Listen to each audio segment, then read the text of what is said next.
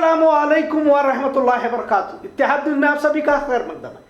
मुस्लिम खवातीन पर अब क्लब हाउस में भी तौहीन आमोज ऑडियो लेकर दिल्ली पुलिस ने क्लब हाउस से तफसीलात मांगे थे, लिहाजा 3 अपराधों को गिरफ्तार करने की बात सामने आई। पिछले कई महीनों से खासकर मुस्लिम खवातीन पर तौहीन आमोज वीडियो, ऑडियो और तस्वीरों की बोली लगाने का तूफान अब भी थमने को तैयार नहीं।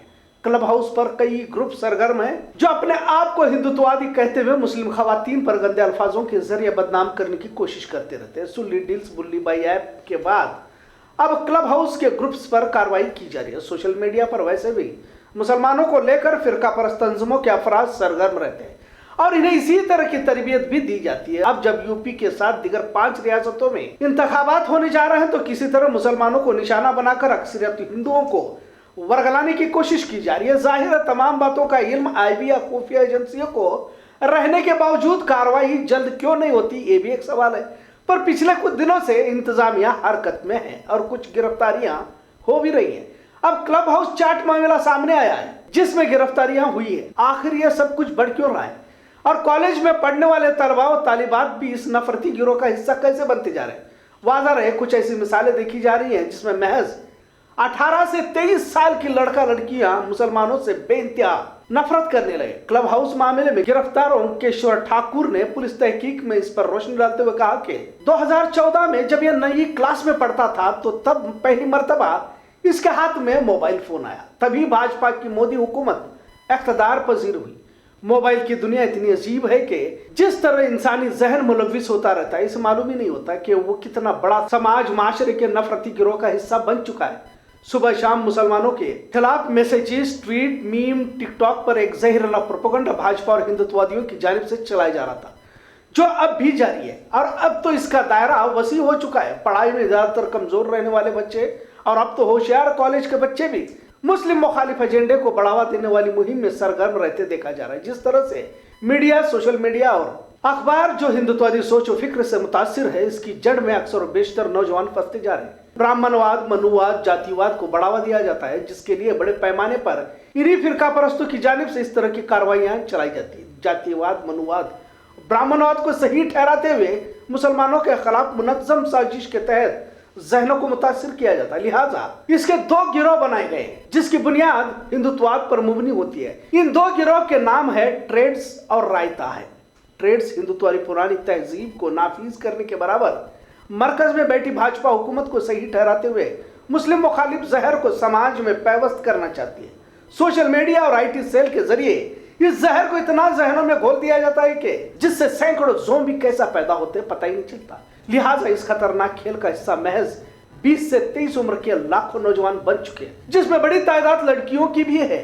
इस बात को भी समझने की जरूरत है कि कैसे समाज के खिलाफ नैरेटिव चलाया जाता है और फर्जी अकाउंट्स भी आपको मुसलमानों के नाम से ही मिलेंगे।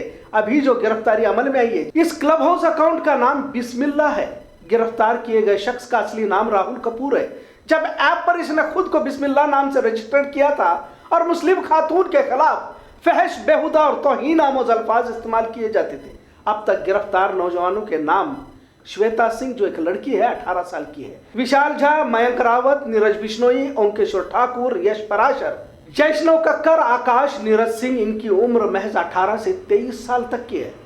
दूसरा पहलू मुस्लिम समाज का देखते हैं। अब इस समाज पर कितना भी मातम करे शायद कमी है। इस समाज का एक बड़ा हिस्सा नशा, अय्याशी और दुनिया परस्त में खोया हुआ है।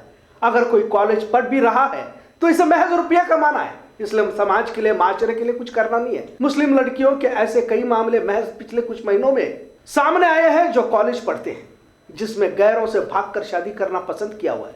अपने आप को दीनदार समझने वाले खानदान की लड़कियां भी बेगैरत और बेहिस बाजारों की जिन्नत बन चुकी है। दीनदारी से बेजार एक तरह से बड़ा तबका देखा जा रहा है। मुसीबतें सर पर आने के बावजूद भी किस तरह लापरवाह, बेपरवाह इस कौम के बुजुर्ग, इल्मी, दानिश्वर और सियासी रहनुमाओं को देखा जा सकता है। इसका अंदाजा ही कर सकते हैं कितना फर्क देखा जाता है दोनों तरफ। हम ये नहीं कहते कि अगर वो नफरती गिरोह बना रहे तो आप भी नफरत फैलाते रहो, तुम भी वही काम करो जो वो कर रहे हैं। लेकिन तुम्हारे खिलाफ जो साजिशें चली जा रही हैं और महज 18 से 23 उम्र के कॉलेज में पढ़ने वाले लड़के लड़कियां इसे धर्म युद्ध समझकर अपने आप को खपा रही हैं और जिस कौम की रहबरी कुरान, हदीस और शहदा सालिहीन ने की है उस कौम की हालत पर सिवाय अफसोस के और क्या किया जा सकता है। मेरे नबी ने फरमाया कि मोमिन एक सुराग से 2 बार डसा नहीं जाता, लेकिन मुस्लिम समाज है कि पिछले 70 सालों से सिवाय गुलामी, जिल्लत, रुसवाई के क्या हासिल किया है। अब तो अपने हकीकत से ही नाआशना हो चुका है। दीनी रहनुमाओं ने मसल के इख्तलाफात के नजर बड़े तबके को किया तो बचा हुआ अब अपना सियासी मुस्तकबिल तलाशने की कोशिश कर रहा है, जबकि हमारा सब कुछ लूट चुका है। नबी की वफात के बाद शायद ही इतना जलील ख्वार मुसलमान हुआ होगा, इसके बावजूद हमारे अंदर एहसास नहीं है।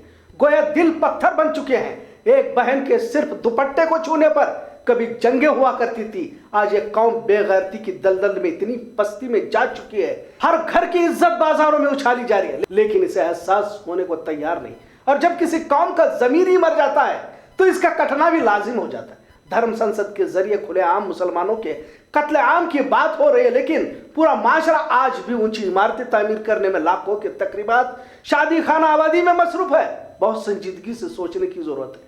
वक्त बहुत कम है। दरअसल इस मुल्क के संविधान को न मानने वाले ही देशद्रोही हैं और इन्हीं देश विरोधी ताकतों के खिलाफ तमाम संविधान के मुहाफिजों को मुत्तहिद होकर इनसे मुकाबला करना है। लेकिन मुकाबला या जुर्रतमंदी तो वो लोग दिखाते हैं जिन्हें एहसास होता है हम मजलूम हैं, और वो कौम क्या मुकाबला करेगी जिसे खबर ही नहीं कि जुल्म और मजलूमियत किसे कहते हैं। जिल्लत को जो लोग इज्जत समझने लगते हैं तो इनसे किसी बात की तवक्को भी बेकार हो जाती है, क्योंकि दुनिया परस्ती ने इनके ज़मीर, इनके ईमान को सल्ब कर दिया है, जिसका खामियाजा आने वाली नस्ल भुगत सकती है। वीकेंड कर्फ्यू को रद्द किया गया तो अब नाइट कर्फ्यू को भी रद्द करने की मांग बढ़ती जा रही है। पिछले कुछ दिनों से सर्दी की वजह से लोगों में बीमारी का फीसद भी बढ़ता जा रहा है। अब इसे कोरोना के पस मंजर में लेना भी गलत होगा, ऐसा कहा जा रहा है। पॉजिटिव मरीजों की तादाद बढ़ाते तो दिखाई जा रही है, लेकिन अब कोरोना उतना ज्यादा खतरनाक होने की भी बात कही जा रही है। अब रियासत में कोरोना मरीजों की बढ़ती तादाद के लिए भी कांग्रेस और भाजपा में मुकाबला लगा हुआ है। भाजपा के ईश्वरप्पा ने कांग्रेस की मेकेदाटू को रियासत में बढ़ते पॉजिटिव मरीज के लिए जिम्मेदार ठहरा, वही कांग्रेस ने भाजपा को मेकेदाटू को रद्द करने के लिए नाइट कर्फ्यू का इल्जाम लगाया। वही भाजपा की गलत पॉलिसियां मरीजों की तादाद बढ़ने की वजह होने के बाद कांग्रेस की जानिब से भी कही जा रही है। तारीखी सर्दी और बदलते मौसम के चलते बेलगाम जिला में बुखार, सर्दी, खांसी के मरीज तकरीबन घरों में पाए जा रहे हैं। डॉक्टरों की जानिब से जानबूझकर मुख्तलिफ टेस्ट करवाने की भी सलाह दी जा रही है, ऐसा इल्जाम आवाम की जानिब से लगाया जा रहा है। वैक्सीन बूस्टर लेने के बावजूद भी पॉजिटिव होते मरीजों से आवाम खौफजदा है, लिहाजा किसी तरह कोई डरने की बात नहीं, ऐसा बार बार सेहत महकमा की जानिब से कहा जा रहा है। एक और इत्तला के मुताबिक डोलो 650 जो पैरासीटामोल की गोली है, तारीखी खपत दर्ज कर चुकी है। 450 करोड़ से भी ज्यादा रुपयों की पैरासीटामोल टैबलेट्स इसी दौरान मेडिकल दुकानों में बेची जा चुकी है। कई जगहों पर तो लोग मेडिकल दुकान से ही बुखार, खांसी की गोलियां खरीदते देखे जा रहे हैं। वीकेंड कर्फ्यू रद्द करने के बावजूद भी आज बाजारों में ग्राहकों की नकल हरकत कम रही। सड़कें सूनी थी, सवारियां भी कलील तादाद में सड़कों पर नजर आ रही थी। ताजिरों ने दुकानों को तो खोल रखा था, पर ग्राहक नजर नहीं आ रहा था।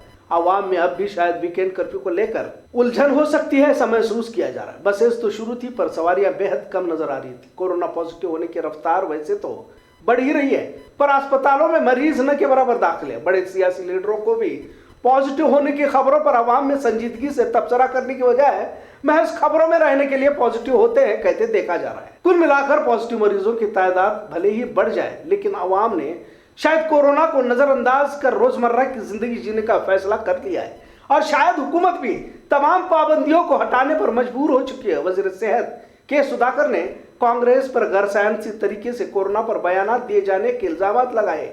वजीर सेहत ने यह भी कहा कि अगर किसी में कोरोना का असर नजर नहीं आ रहा तो इसे कोरोना टेस्ट की जरूरत नहीं है। गोकाक में साफियों से मुखातिब होकर सतीश जारकिहोली ने वीकेंड कर्फ्यू महज बेकेदाटू पद यात्रा नाकाम करने के लिए ही लगाए जाने की बात कही है। रियासत की सियासत में बेलगाम हमेशा मरकजी मौजू के तौर पर देखा गया है और इसका बारहा एहसास भी हुआ। एक बार फिर बेलगाम शहर में रियासती वजीर उमेश कत्ती के घर पर भाजपा के अहम लीडरान की मीटिंग तलब की गई थी, लेकिन यहाँ रियासती सियासत में अहम किरदार निभाने वाले जारकिहोली भाइयों को मदऊ नहीं किए जाने की इत्तला हासिल हुई है। वाज़ह है कि एमएलसी इंतखाबात के बाद भाजपा में रमेश जारकिहोली को लेकर नाराजगी का इजहार किए जाने की बात कही जा रही है। वैसे भी भाजपा में रमेश जारकिहोली ने शमूलियत इख्तियार की हुई है, कुछ न कुछ मामले पेश आ ही रहे हैं। महेश कुमटल्ली की शिकस्त के लिए भी कहीं तो रमेश जारकिहोली और भाइयों पर शक किया जा रहा है। मेयर, डिप्टी मेयर इंतखाबात को लेकर भी तरह तरह की अफवाहें गश्त कर रही है। ऐसे वक्त में खुफिया मीटिंग तलब करना और भालचंद्र जारकिहोली और रमेश जारकिहोली को सियासी दावत में शरीक होने की दावत न देना, कुछ तो गड़बड़ है मामला नजर आ रहा है। दूसरी तरफ अफवाहें तो गश्त कर रही है कि यूपी की नहज पर यहां भी भाजपा के खेमे से कांग्रेस में कूदने वालों की फहरिस्त पर भी तस्करी जारी है। क्या इस बार कांग्रेस को दल बदलुओं का फायदा मिलेगा, इस पर भी चर्चा जारी है। जो भी हो, पर जारकिहोली भाइयों की सियासत एक बार मरकजी मौजू बनने वाली है, ऐसा लग रहा है, जिसकी चर्चा शहर में जारी है। कांग्रेस के डीके शिव कुमार ने वीकेंड कर्फ्यू, नाइट कर्फ्यू पर जोरदार तंज करते हुए कहा कि दुनिया में कहीं पर भी कोरोना गाइडलाइन के मद्देनजर सख्त पाबंदियां आयद नहीं की जा रही है, लेकिन कर्नाटक में भाजपा हुकूमत बेवजह आवाम को परेशानियों में धकेलती दिखाई दे रही है। आंध्र प्रदेश, तेलंगाना में किसी तरह की पाबंदियां नजर नहीं आ रही। कर्नाटक में नाइट कर्फ्यू रखा गया है। हवाई जहाज भर भर कर आवाम सफर कर रही है, पर कर्नाटक में 50-50 का फार्मूला आवाम को दिया जा रहा है। ऐसा भी कहा, आवाम को परेशान करने के कानून ना लगाया, ऐसा मशवरा भी डीके शिव कुमार ने भाजपा को दिया। खबरों का सिलसिला यूं ही चलता रहेगा। देखते रहिए इत्तेहाद न्यूज़। शुक्रिया, अल्लाह हाफिज।